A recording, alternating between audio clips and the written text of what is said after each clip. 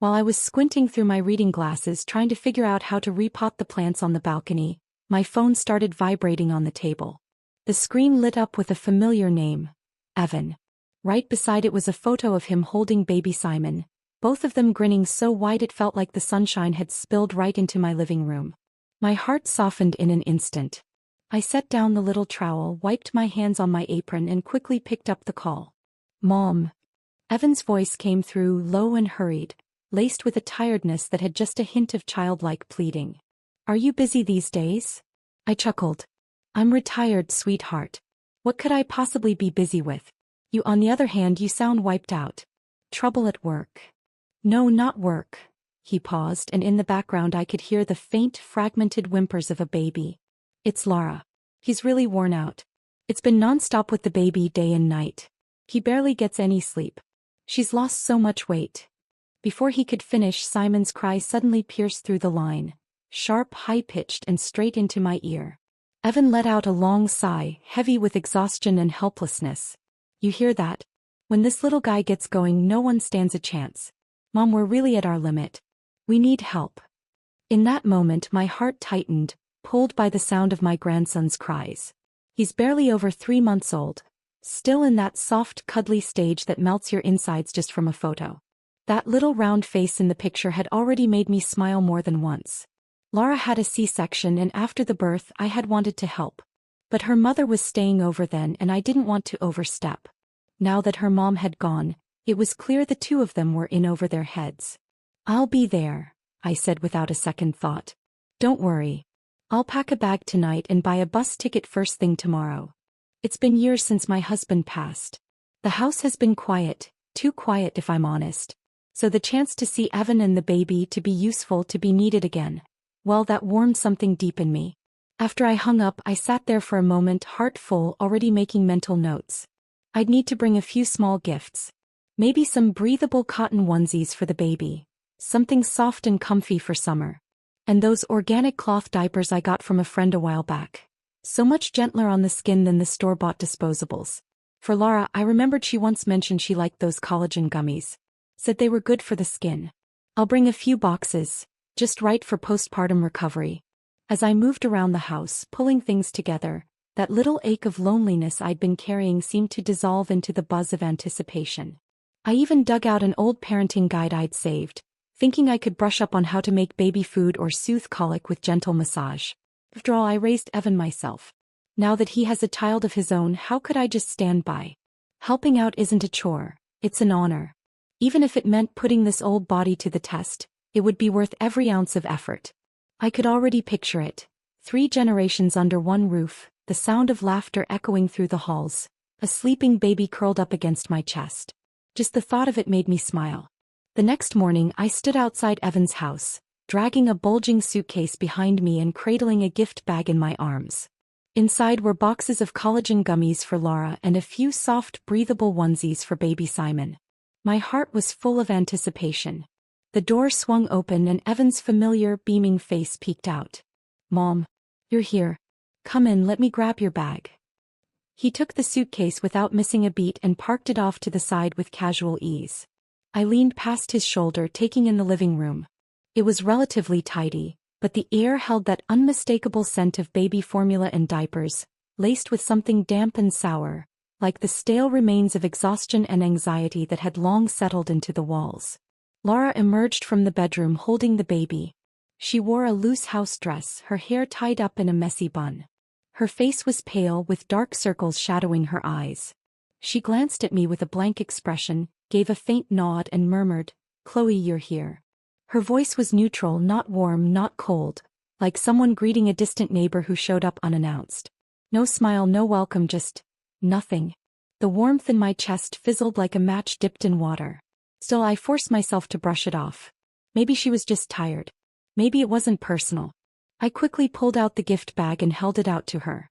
"Lara, I know you've been run ragged lately, so I brought you some collagen gummies. They're supposed to help with skin recovery. Thought it might give you a little boost." She took the bag without looking inside. "Thanks," she said, her tone flat. Then she turned and disappeared back into the bedroom, gently shutting the door behind her. I was left standing there, hands still midair. For a second everything went still. The silence hung awkward and heavy. Evan scratched his head, looking sheepish. He rubbed his palms together and tried to redirect the moment. So, here's the thing, he began, hesitating. We're kind of tight on space right now. That little guest room's still full of stuff from Lara's pregnancy. Some baby gear we haven't used yet, the old crib, just clutter we haven't gotten around to. He glanced toward the corner of the living room. So, for now, would you mind crashing on the couch? Just for a few days. I'll clear out the room this weekend and set it up for you. He pointed at the gray fabric sofa. It looked clean enough, but it was still just a couch. I followed his gesture and my heart gave a dull thud. The couch? In the living room? I hadn't come for a vacation, I knew that. I'd traveled all this way to help them with the baby. But not even a room with a door? Just the living room? No privacy, no quiet, just a shared space that would double as my bedroom? Any way you looked at it, it felt rough. The thought crept in uninvited. Am I just a live-in maid they didn't have to pay? But then I caught the look in Evan's eyes, that mix of apology and desperation. He stood there like a boy who knew he'd done something wrong but didn't know how to fix it. I swallowed the lump in my throat, tamped down the sting in my chest and managed a small smile. I patted his arm gently. It's fine really. The couch is wide enough. I'm just one person, I don't need much. Go do what you need to. Don't worry about me. Relief flooded his face. He looked like someone who'd just dropped a 50-pound backpack. Thank you. Really. Let me get you some water. He disappeared into the kitchen. I eased down onto the couch, my fingers grazing the coarse texture of the fabric. That quiet disappointment rippled through me, like a stone dropped into still water, sending out waves that didn't quite stop. Maybe he really would clear out the room this weekend. Maybe I was just reading too much into everything. Still, the way things felt, I couldn't help but wonder if they saw me less as mom and more as nanny deluxe. I let out a quiet, bitter laugh. That first night I got a real taste of what making do meant. The couch faced the sliding glass door to the balcony. It had a screen, sure, but in the heat of summer mosquitoes might as well have been airborne ninjas. That high-pitched buzzing circled my ears like a one-note concert in a closed room. My arms and legs were peppered with bites, itchy, red, and tender. Worse yet, there was no separate air conditioning in the living room. June in Connecticut can feel like a sealed sauna. The window had a mesh curtain, but I didn't dare open it too wide. Those bloodsuckers could sniff out body heat faster than a heat-seeking missile. I lay there sweating, skin clammy, every inch of me sticking to the cushion. And the couch itself? A betrayal in upholstery form. It wasn't a bed no matter how wide. Every time I shifted I had to be careful not to roll off the edge. The springs creaked with each movement, loud and jarring, like someone banging pots in a silent kitchen. Sleep was impossible.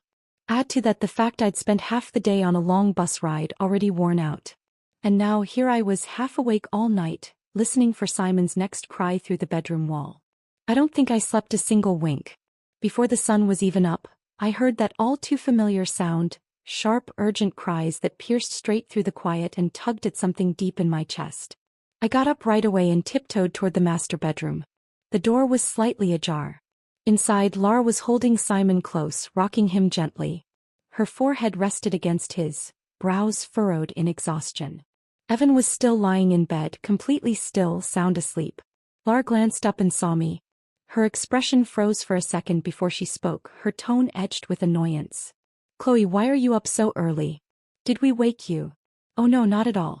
I was already awake," I said softly, trying to keep my tone light and easy. "I heard the baby crying and thought I'd check in." She didn't return my smile. Just said flatly, "He's hungry." I was about to feed him. Then she turned her body away, a quiet signal that I wasn't needed, or welcome, any closer. I backed out quietly, retreating to the living room, my footsteps suddenly cautious, as if afraid I'd step on something fragile. Over the next 2 days, I became the house's unofficial full-time nanny. Lara breastfed the baby, but everything else, burping, diaper changes, rocking him to sleep, cleaning up the endless messes, was all on me. Simon had the kind of energy only babies seem to have. He couldn't stay asleep for long and demanded to be held the moment he stirred.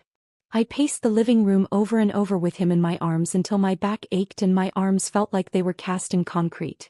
As for Lara, she spent most of her time holed up in the bedroom.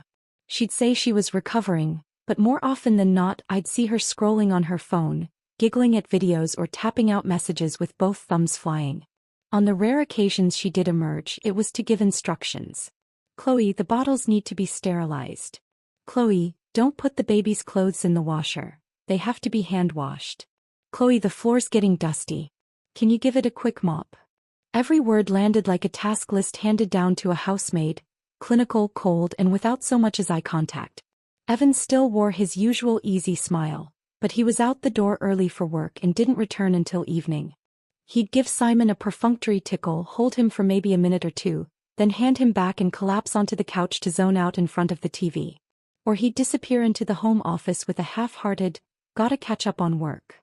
I never expected him to be hands-on, but seeing him dodge responsibility with such practiced ease still left a bitter taste in my mouth. Mealtime was its own small humiliation. Lara did the cooking. Her dishes were bold, heavily seasoned, garlic, black pepper, jalapeno hot sauce.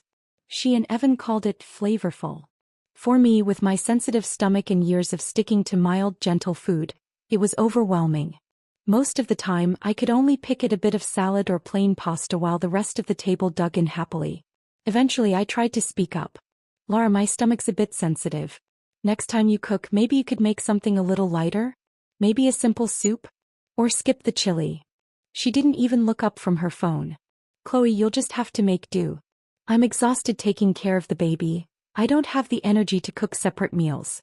If it really doesn't work for you, you can eat out." Her voice was calm, almost polite. But the message was clear. "You're lucky we're feeding you at all." The sweat trickled down my temples in the stifling heat, and watching her so casually dismiss me made something balloon inside. Resentment, sadness, I don't even know. Like dough left too long to rise, it swelled until it pressed hard against my chest. What was I even doing here? I came all this way to help, to be part of their family's joy, to contribute. But now it felt like I was paying off some ancient debt with my body, like this was penance for sins I didn't remember committing. By day I was the baby wrangler. By night, mosquito bait on a lumpy couch. Mealtimes felt like a gamble. Maybe there'd be something I could eat, maybe not. It had only been 3 days, but I felt like an old mutt, worn thin and breathless. And yet the hardest part wasn't the aching limbs or sleepless nights. It was feeling invisible. Like I was just a placeholder. A gap filler. A tool to be used but never truly seen. By the third afternoon, the heat had become unbearable. The air was so still, not even a whisper of a breeze stirred the trees outside. Sunlight poured in through the windows like liquid fire, turning the entire house into an invisible oven. The humidity clung to the skin, thick and suffocating, making it hard to breathe. Simon must have felt it too. He cried nonstop, his little face flushed bright red, sweat beading on his forehead and the tip of his nose. I walked him in circles through the living room, fanning him with a handheld fan, but it did nothing. He kept squirming in my arms, his cries soft but persistent, those pitiful whimpers that made my heart ache. His face was so red it scared me. On the wall hung an old air conditioner, dusty but intact.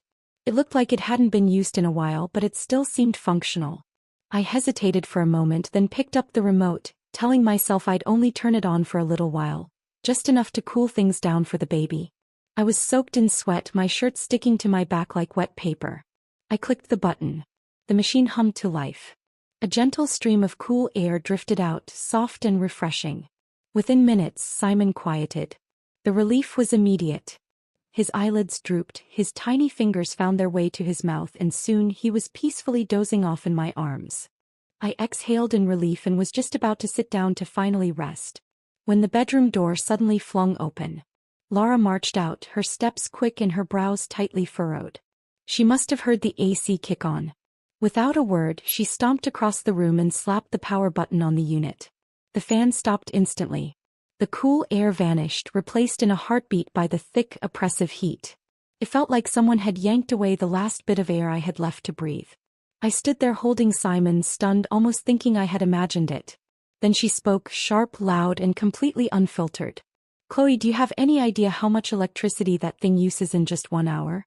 We're already drowning in bills. Formula, diapers, the mortgage. We don't need to be throwing money away running the AC all day. Use the fan. That's more than enough for a baby." Her tone wasn't a suggestion. It was a scolding. Dismissive. like she was chastising a housekeeper who'd stepped out of line.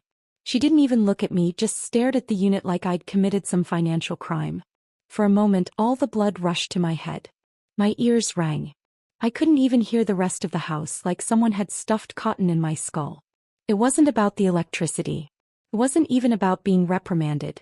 It was the fact that I had been holding a baby who was flushed, sweating, uncomfortable, and all I had wanted was to ease his discomfort.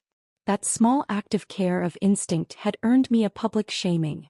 I looked at her, opened my mouth to speak, but no sound came out. My throat had locked up tight. The humiliation, the anger, and something colder, disappointment, sorrow, rose up in one great wave and crashed over me. I stood there soaked in it, like someone had dumped a bucket of ice water over my heart. It wasn't the AC that got shut off. It was the part of me that had come all this way out of love, out of devotion, out of the desperate hope that I still mattered. And she had slammed it to the ground, then stepped on it like it meant nothing. Lara didn't wait for a reply. She spun around, went back into the bedroom, and closed the door behind her with a firm thud. And there I was, still in the middle of the living room, holding Simon, who had just calmed down and was now beginning to fuss again as the heat wrapped around us like a wet blanket. The air felt solid with silence. I could barely breathe. My eyes stung, but I refused to cry. Tears wouldn't help me. They never had. They'd only make me look small, weak, pathetic. Instead, I carried Simon to the sliding door. There, at least, a faint breeze sometimes crept in through the cracks. I picked up the fan again and started waving it back and forth in slow, mechanical strokes. Simon shifted slightly in my arms. His little brows furrowed, his face still flushed and damp, a mirror of how I felt inside. I looked down as he finally drifted off. His breath was soft and even, his tiny hand curled into a fist against his cheek. He was beautiful. So innocent. So helpless. And the more I looked at him, the more my heart ached. What had I gone through these past few days? Sleeping on a couch, my legs covered in mosquito bites. Eating meals that upset my stomach while being told to just make do. Spending every waking hour caring for their child, cleaning their home, running around without pause, only to be spoken to like a hired hand. And now, scolded for turning on the air conditioner, for trying to help their baby. 3 days. That's all it took to wring me out like an old rag. But it wasn't just the exhaustion that hurt. It was being treated like I didn't exist. Like my help, my presence, my love, were all things to be used, not appreciated. Not even acknowledged. I had come all this way. For what? Because they were young, overwhelmed, and I thought maybe, just maybe, I could lighten the load? But they didn't see it that way. Everything I did was expected, assumed. My kindness wasn't kindness to them. It was duty. Obligation. Because we were family. Because blood is thicker than water. I had dreamed of warm, noisy dinners. Of baby giggles and sleepy cuddles. Of being part of something again. What I got was sweat, silence, and a growing ache that no one even noticed. That old saying, the greatest sorrow is a heart gone cold, used to sound so dramatic. But now I understood. It wasn't rage. It wasn't even heartbreak. It was the slow freezing of everything inside me. I didn't want to argue. Didn't want to yell. What was the point of fighting with someone who didn't hear you? Someone who only saw their own exhaustion, not your effort? In that stifling, airless room, something in me went still. And in that stillness I made a decision. That evening, once Evan got home from work and Lara was tucked away in the bedroom nursing, I pulled him aside. I kept my voice calm, soft, careful not to let the weight of the past few days bleed through. Evan, I said quietly, I'm heading home tomorrow. He had just taken off his jacket. His hands froze mid-motion as he turned to look at me, surprise flashing across his face. What? You're going back? So soon? Mom, you've only been here a few days. I thought you were planning to stay longer, help us with the baby. I avoided his eyes. Something came up back home that I need to take care of. And, it seems like Lara's got things under control. I didn't mention the air conditioner. I didn't bring up the couch, the food, the commands barked like orders. There was no point. None of that would change anything now. Evan's brow furrowed, concern creeping into his voice. Mom, wait, is this because Lara said something? Did she upset you? You can tell me. I'll talk to her. She's a little short-tempered right now, but she doesn't mean anything by it. Don't take it personally. I shook my head, managing a tired smile. It's nothing like that, Evan. Lara and I are fine. Really. I just have my own life too, and there are things I need to handle. He looked at me like he wanted to argue, but the words never came. He nodded slowly instead, lips pressed tight. The next morning, before sunrise, I had already packed my things. There wasn't much, just a few changes of clothes, my toiletries. Everything I'd brought for them I left behind. Evan stood by the front door, his eyes a little red, trying one last time. Mom, you don't have to rush off. I'll clean out the guest room today. I'll get you a Royale bed. Please just stay a little longer. Stay comfortable. I shook my head gently, my voice warm but firm. No, Evan. It's time. You've got a full-time job and Laura needs to grow into her role as a mom. It's important you two learn how to manage on your own. Even to my own ears, the words had a finality to them, a quiet line drawn in the sand. I won't be coming back to help like this again. But I knew it was what I needed to say. Laura never came out of the bedroom. Maybe she was still asleep. Maybe she just didn't care whether I left or stayed. Oddly enough, that made things easier. At least there was no need for pretense. Evan drove me to the bus station. The car ride was quiet, thick with unspoken things. He opened his mouth a few times, only to sigh and fall silent again. Just before we pulled up to the station, he reached into his wallet and pulled out 2 crisp $100 bills. He handed them to me, sheepish and hesitant. Don't be mad. Lara's just been overwhelmed. The baby's been so fussy and she's not herself. She didn't mean to be harsh. Here, please take this. Buy yourself something nice.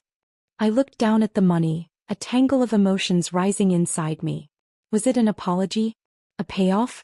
Did he truly believe $200 could balance out the sleepless nights, the mosquito bites, the cold shoulders, the feeling of being invisible?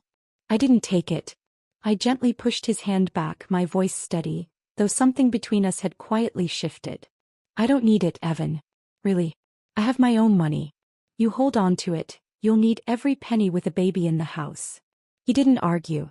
Just folded the bills back into his wallet, his eyes downcast like he couldn't quite figure out what to say anymore. When the car rolled to a stop at the curb, I opened the door and stepped out, not giving him a chance to follow me inside. Call me when you get home, okay? He said softly from behind me, a note of uncertainty in his voice. I will, I answered, pulling my suitcase upright. Then I turned away and walked into the crowd without looking back. On the bus, as the scenery slid past in reverse, my heart grew still, quiet in a way it hadn't been in days. It wasn't anger. It wasn't even sadness. It was peace. A calm that came not from comfort but from clarity. When I turned the key and pushed open my front door, the familiar warmth of home rushed to greet me. The sunlight streamed through the floor-to-ceiling windows, spreading golden light across the hardwood floors, making them glow like honey. The stillness of the house felt like a long-overdue exhale. I stepped into the bedroom and collapsed face-first onto my bed, letting my body sink into the mattress. I took a deep breath. The scent of fresh laundry and sunlight lingered in the sheets. It smelled like peace, like something that belonged to me. The past few days at Evans felt like a strange, sobering dream, part absurdity, part awakening. I sat at the edge of the bed, eyes drifting up to the photo of my husband on the wall.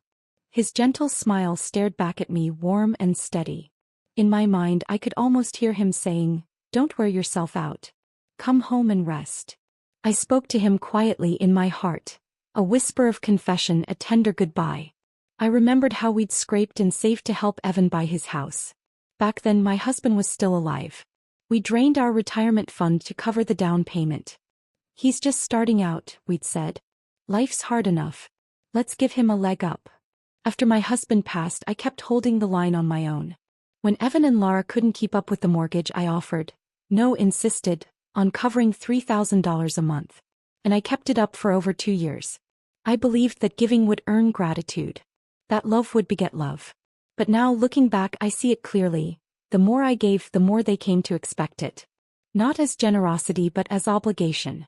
To the point that, in their eyes, this aging mother didn't even have the right to run the air conditioner for her overheated grandson. Those 3 days weren't just exhausting. They were clarifying, like a bucket of ice water dumped on a delusion I'd cradled for years. I used to believe that unconditional love for your child was something noble. Now I know that some people will never thank you. They'll only resent you for not giving more. The end of the month was approaching. Time to make that familiar transfer. I sat on my couch, my soft, clean, warm couch, and opened my banking app. The balance wasn't huge, but it was mine. It was the security I'd built for myself over a lifetime of saying, I'm fine, and I don't need much. As I stared at the screen, memories played like a reel. Lara's cold eyes as she shut off the AC, Evan's guilty silence, my sleepless nights on that narrow couch. Was it worth it? I whispered the question aloud. The answer came immediately. No, it wasn't. My finger hovered over the familiar transfer page, but I didn't press it. Instead, I opened a travel site. Searched for short trips along the Portland coast. Then I browsed through the community college catalog. Intro to illustration, beginner's pottery. I made up my mind. That money I used to send them every month? From now on it's going to me. Not for Evan. Not for Laura. Not to help make things easier. But for me, a woman who spent most of her life taking care of everyone else and finally deserves to take care of herself. To sleep well. To eat what she likes. To live like a person, not a shadow. Even if it's just a new pair of walking shoes. Or a quiet dinner I don't have to rush through. That's not selfish. That's dignity. The days that followed were quieter than usual. In the mornings I'd stroll through the park, chatting with the neighborhood ladies about their grandkids and garden projects. In the afternoons I'd water the plants on my balcony, letting the sun warm my arms. Evenings I curled up on the couch with the TV humming in the background, and slept through the night without interruption. That calm wasn't something I forced. It came naturally, like a knot slowly untying. Because for the first time in a long time, I was no longer clinging to the illusion of being needed. And in that release I found a gentler kind of freedom. 2 or 3 days after the end of the month, Evan finally called. The moment I picked up, I could hear it in his voice, that cautious, tiptoeing tone that meant he wanted something. Mom, did you maybe forget something? I was holding the spray bottle, gently misting the plants by the window. At his words, my hand paused midair, but my voice stayed steady. No, I didn't forget. Why? He hesitated. Well, you know, the mortgage. His voice dropped even lower. You haven't transferred the money this month. Oh, the mortgage, I echoed, setting the bottle down and stepping out onto the balcony. The garden below was in full bloom, clusters of roses lighting up the space with color. I let my gaze settle there, speaking softly. Evan, I've thought it over. From now on, you and Laura should handle the mortgage yourselves. The silence on the other end was instant. So complete it almost sounded like the call had dropped. Kept going. You both have jobs now. You're earning decent incomes. It's time you learn how to carry the weight of your own home. My retirement fund didn't fall out of the sky. It came from decades of hard work, saving penny by penny. I need to hold on to what's left, not to splurge, but because someday I might get sick or need care. I can't afford to have nothing when that day comes. And besides, life's not just bills and errands. I want to take a pottery class. Maybe head up north for a few days, stand on the shore and listen to the ocean. Is that too much to ask? The silence stretched longer this time. So long I almost thought he'd hung up. Then finally his voice came back, flustered, sharper than before, with a thread of irritation he couldn't quite hide. Mom, what are you even saying? We had an agreement. You said you'd keep helping until I got promoted. You can't just stop out of nowhere. Do you know how tight things are this month? That's $3,000 just gone. We can't cover that overnight. It wasn't a plea. It was an accusation. Like I'd broken a contract. Like I'd pulled the rug out from under them. I almost laughed. This was what it came down to. After everything. After the couch, the cold leftovers, the barking commands, and that blank stare when I turned on the air conditioning for their baby. Promises go both ways. So does respect. Evan didn't stop. He rattled on about how expensive the baby was, how stressed Laura had been, how they were doing their best. Then more hesitantly, Mom, this isn't still about that AC thing, is it? Come on. That was nothing. You're not still upset about that, right? I cut him off. My voice wasn't loud, but it was crystal clear, calm, unshakable, final. This isn't about being upset. And it's not about punishing anyone. It's about clarity. Evan, you're in your 30s. You've got a job. A family. It's time to step up and act like a grown man. Take responsibility for what's yours. I helped you at the beginning because I loved you, because I knew how hard starting out could be. That was grace, not obligation. But now, you're stable. You're earning. That house, your house, is your debt to carry. That's your duty. You say it's hard. Of course it is. Nothing about life is easy. But you can't keep leaning on me every time it gets uncomfortable. I can help for a season because I wanted to before. But I won't carry you forever. And frankly, I've earned the right to start living for myself. There was silence again. Only the sound of his breath, heavy and uneven, crackling through the line like static. After a long pause, he muttered, "Oi, I get it." Then click. The call ended. I stared at the darkening screen, still warm in my hand, and let out a quiet sigh. This wasn't over. I knew that. Lara, with her pride and sharp tongue, wouldn't let it go. Not without a storm. That much was certain.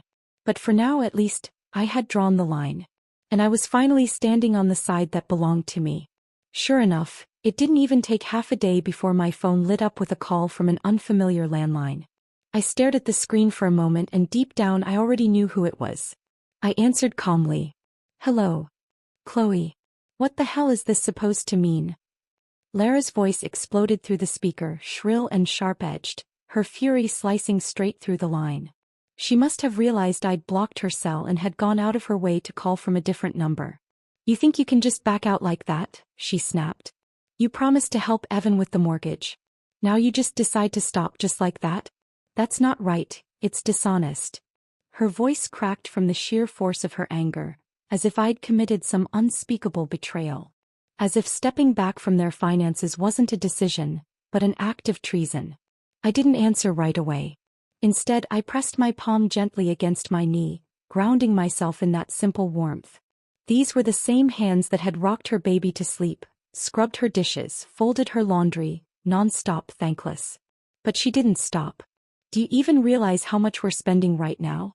Formula, diapers, bills piling up. This mortgage is suffocating us. And you're just going to walk away? Just like that?" She paused for breath, then barreled on as if trying to overwhelm me with guilt. "You promised, Chloe. You said you'd help until Evan got that promotion.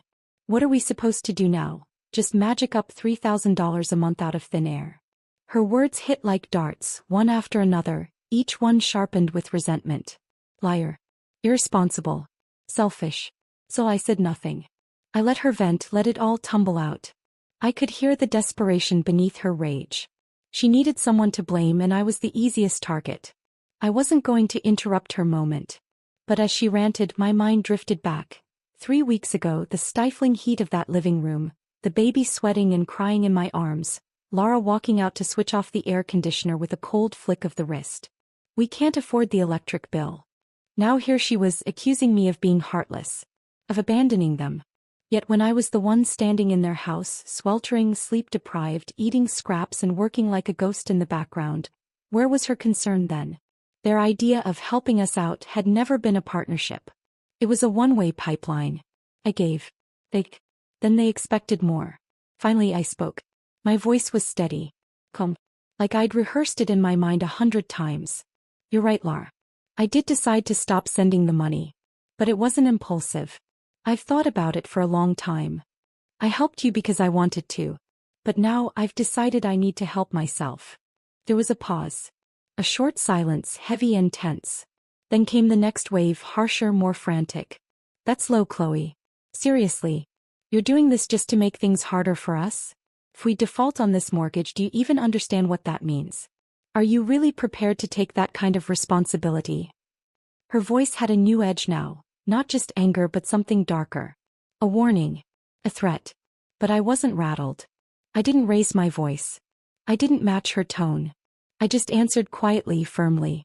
"Lara, that responsibility was never mine to begin with. That house was your choice. Your loan. Your obligation. Being Evan's mother doesn't make me your financial safety net. I gave what I could when I could. That was kindness, not contract. I owe you nothing. And you're right about one thing, your life is hard. Raising a child, keeping a home, making ends meet, that's all real. But it's your life to figure out, not mine to fund. I'm not punishing you. I'm just done pretending I have no limits." There was nothing but silence. No yelling. No protests. Just a dead halt, like she'd slammed into a wall she didn't expect. Then the call dropped. I sat for a moment holding the phone in my lap, watching the screen fade to black. It was still warm from the call. My fingers were steady. My chest oddly calm. I thought that might be the end of it. That maybe finally we'd drawn our lines and walked our separate ways. But of course life rarely lets you off that easy. Something told me, Laura wasn't finished. Not yet. It all started with a phone call from a neighbor. That morning I had just gotten back from the community college ceramics class, a small lump of clay in my hand, my first attempt at a teacup, still damp and misshapen but mine. I was setting it out to dry when the phone rang. It was Carol, an old friend and longtime volunteer buddy from church.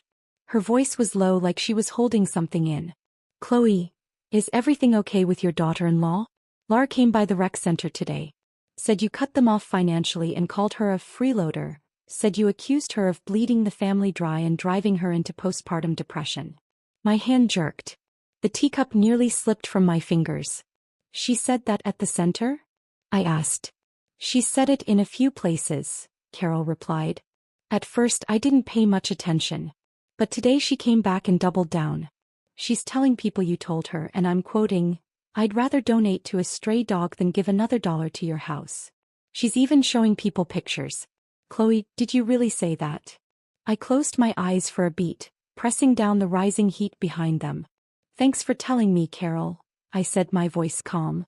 "But no. I didn't say that." "I didn't think so," she sighed. "But people are talking. Saying you're cold, cruel.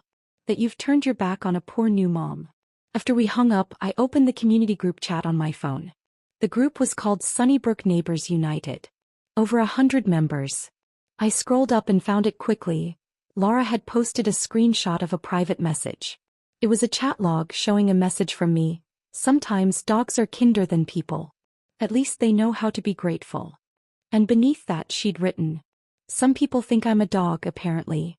The post was already lighting up with likes, shares, and concerned comments. I closed my eyes again. I remembered the message. It was mine, sent privately to an old friend the day I finally cut off Evan and Laura. That friend had texted me, "You're too soft." I'd responded, half joking, half bitter, "Sometimes dogs are kinder than people." Never once did I think that message would end up plastered on the town's bulletin board. And then there was another post.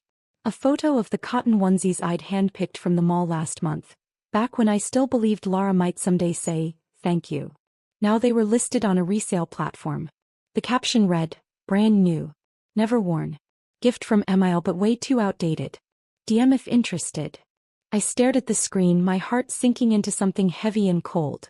I'd spent an entire afternoon picking those out. She hadn't said a word of thanks. Just posted them online to sell. I didn't respond. Didn't argue. Didn't try to clear my name. I left the group chat. Silenced my notifications. Cleared the contacts I no longer needed. But Laura wasn't finished.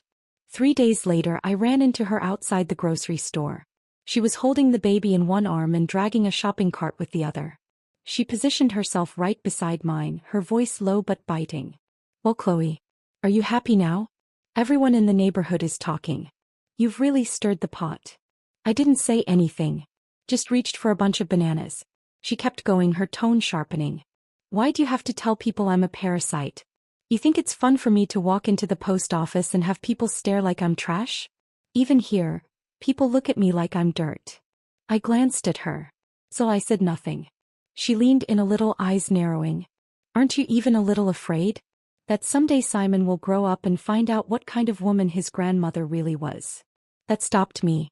I looked her square in the eyes, and for the first time in days, I let my voice carry. "No, Laura. What I'm afraid of is Simon growing up and finding out how his mother treated the woman who once held him while she slept through the afternoon." She froze. I pushed my cart forward a few steps, then spoke again, not looking back. "I'm not your item. I'm not your maid. If you want to insult me, lie about me, sell the things I gave you, fine. But don't think I'm going to keep bending over and handing you pieces of myself to stomp on. Simon's not an orphan. And you're not crippled. So stop pretending you need rescuing." Her cheeks flushed with anger. "What do you want from me?" I stopped. Turned. Looked at the baby in her arms, small, wriggling, squirming toward the sunlight. Then I softened, but only just. "I don't want anything," I said. "I just want to live my life. Sleep in the bed I paid for. Spend the money I earned. Go where I want, eat what I like. You think I don't love Simon? I love him more than I can say. But I'm done letting that love be used to climb over me, just so you can curse me for being in the way. Then I walked into the store. Behind me I heard Simon's whimper, the start of a baby's cry. Laura didn't follow. That evening I slipped into my loungewear, put the kettle on, and prepared a basin of hot water for a quiet foot soak. The steam rose in gentle curls, and for the first time in a long while, my little home felt calm, almost untouched by the noise of the past few weeks. Then my phone buzzed. It was Evan. We hadn't spoken since that day at the store. His message was short. Mom, I'm sorry. I know Laura went too far this time. I stared at the words, my thumb hovering over the screen. But I didn't reply. Apologies are nice, but this one had arrived too late, too cold. For the past 2 weeks, my days had felt almost unreal in their quiet. No messages. No phone calls. Not even a passing mention from Carol. It was like the storm had finally settled, leaving only distant ripples in its wake. Until that afternoon. I was sitting on a park bench watching the wind rustle through the trees when my phone buzzed again. This time an unknown number. Mom. The voice on the other end was shaky, frantic. It's me. Simon has a high fever. It's nearly 102 degrees. He's out of it and I don't know what to do. It was Evan. His voice cracked. I've been trying to reach the hospital but can't get an appointment. Lara's not answering my calls. I don't even know where she is. I don't know what to do. My heart clenched. Where are you? I asked. I'm coming right now. He gave me the name of the hospital and I grabbed my bag without a second thought. I didn't think about the past. I didn't think about what had been said or unsaid. All I knew was, my grandson was sick, and I was needed. The year was chaos. Children's cries echoed through the halls. Evan stood in line at the triage desk, sweating through his shirt, arms aching as he held a limp, red-faced Simon against his shoulder. The baby's little hand dangled, barely gripping his father's collar. His tiny body burned with fever, his head resting against Evan's neck as he let out soft, pitiful whimpers. Evan's eyes darted between the endless line ahead and the pale, sweating child in his arms. He looked like a man unraveling, overwhelmed, helpless. Then beside him a small movement caught his eye. At the neighboring desk stood an older woman, hair silver, wrapped in a navy cardigan that hung loose on her thin shoulders. She was bouncing a feverish toddler gently in her arms while digging through her bag for an insurance card. At her feet were a child's backpack and 2 bulky packs of diapers. The child rested against her shoulder, eyes red and glassy, lower lip trembling from recent crying. The woman whispered gently in his ear, "Hang in there, sweetheart. Grandma's gonna get you signed in. We'll see the doctor soon, okay?" Evan froze. It hit him like a flash. A memory. He'd been that feverish boy once. In a hospital. At night. Crying. And she, his mother, had been the one standing for hours in that very line, holding him with one arm, paperwork in the other. She'd knelt to give him water. She'd whispered comfort even as her own eyes looked heavy with sleep. She'd stayed up all night for him. He hadn't remembered until now. His throat tightened and a strange heat rose behind his eyes. He looked down at Simon, his own son, burning with fever, clinging to him for comfort. And for the first time the apology came, not to his child but to the woman who wasn't there to hear it. "I'm sorry," he whispered. By the time I arrived at the hospital, Simon had been admitted. He was curled up against my chest, his little face flushed, his breath shallow. One small hand clutched at my blouse like an anchor. Evan sat beside me, his shoulders slumped, silent. After a long pause he finally said in a hoarse voice, "Mom, I'm sorry. For everything." I didn't look at him. My focus stayed on Simon. "How long has the fever been going on?" I asked quietly. 3 days, he said, voice barely above a whisper. Laura said it was just a little cold. I believed her. Thought it would pass. But this morning he wouldn't wake up properly. That's when I knew it wasn't just a cold. I nodded once, saying nothing. Evan let out a long sigh. "Laura. She was at a friend's gathering the other night. I didn't push it. I didn't think, God, I didn't think." I turned to look at him then, my eyes steady, sharp. "Your father, Evan. Your son had a fever for 3 days and neither of you did anything. You kept going to work. He went out partying. And all that time your baby was burning up." His head dropped as if all the air had been let out of him. Like a balloon punctured clean through. Meanwhile, on the other side of town, Laura was living through the most humiliating moment of her life. The day before, she had proudly posted a photo to Facebook. She was dressed in a stylish camisole, lips glossed, posing with a group of girlfriends at a trendy cafe. Caption read, "Being a mom doesn't mean forgetting who you are. A child isn't an excuse or a cage." The comments rolled in fast. "Hot mama. Love your glow. Motherhood looks good on you." Laura smiled, tapped a like and leaned back pleased. But then a new comment shot straight to the top. It was from her old college roommate, now a pediatric nurse at a local hospital. She wrote, "Funny, your kid's in our year right now with a 102 fever. But sure, go ahead and be yourself." The thread went dead silent. One of the women at the table, someone Laura barely knew, glanced at her and said flatly, "Maybe stop complaining about your mother-in-law not helping. Seems like you're not even helping yourself." Laura froze, her cheeks draining of color. The brunch fizzled. She didn't say goodbye. Just grabbed her bag and bolted out the door. She didn't go home. Didn't go to the hospital. Instead, she sat in her car scrolling through old photos. Most of them ones she'd once rolled her eyes at. One in particular caught her. A picture of Chloe holding Simon upright, gently patting his back to burp him. It was a photo she'd deleted ages ago, called it boring, clingy. But somehow it had restored from a backup. She stared at Chloe's expression. Soft, patient eyes full of care. She remembered mocking her. Calling her too much. Recalling the day she posted those baby clothes Chloe had bought.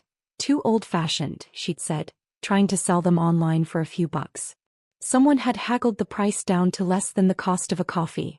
And just like that, something in her cracked. She sat there in the car crying for 2 full hours. Her makeup streaked down her cheeks. Her voice went hoarse. The next night I was still in the hospital with Simon. He'd finally broken the fever. His breathing was deeper now, more even. He was curled against my chest, one hand loosely holding onto my shirt. Evan dozed off beside me. I hadn't slept. At around 2 a.m. my phone vibrated. It was from Laura. Not a call. Not a text. An email. The subject line was blank. The message was shaky, scattered. An apology stripped of excuses or charm. She wrote, "I blamed our problems on mother-in-law drama, when the truth is I was lazy. I lied about what you said. I sold the clothes you bought and laughed about it. That was wrong. All of it. I'm not a good mom. I haven't been a decent daughter-in-law. I know it's too late, but I hope you believe me when I say, I finally get it now." Attached was a photo. An old snapshot of the two of us laughing in the kitchen, flour on our hands from baking cookies together. It had been a genuine moment. A good one. I stared at that picture for a long time. Then I set the phone face down on the nightstand and closed my eyes. In the weeks that followed, Simon had a few more fevers, as babies often do. But this time, Evan and Laura didn't call me in a panic. They figured things out. Sometimes they'd text me, "Mom, does this look like a rash? Should we alternate Tylenol and Motrin?" I usually answered. But I started answering later. On purpose. Not because I was angry. Because they needed to try first, on their own. Laura sent messages too. Short ones. Polite. Never warm but not biting. The sharpness in her tone had faded. I didn't ignore her. I just didn't rush to smooth things over. I didn't rush to do anything anymore. We weren't fixed. But maybe we were moving in the right direction. The plants on my balcony had bloomed again. I repotted every one of them, carefully loosening roots, trimming leaves, refreshing the soil. That evening, the sunlight poured across my living room floor in soft streaks. I curled up on the couch with a cup of tea and flipped through the travel guide I'd once abandoned halfway. And for the first time in a while, I understood something deep in my bones. A good life isn't about surviving. It's not about sacrificing until there's nothing left. A good life is one where you don't need to beg for space to breathe. Where you don't need to earn kindness. Where you take care of yourself, not to prove a point but because you're worth the care. I wasn't going anywhere. I wasn't planning to leave again. But I wasn't the same mother who rushed in at every cry. I wasn't the woman who overextended to avoid loneliness. I wasn't the invisible force holding up a household in silence. I was me. The relationships in my life were still healing. The child I loved was still growing. And my days, My real, full, rich days were just beginning. Only this time I was living them for myself.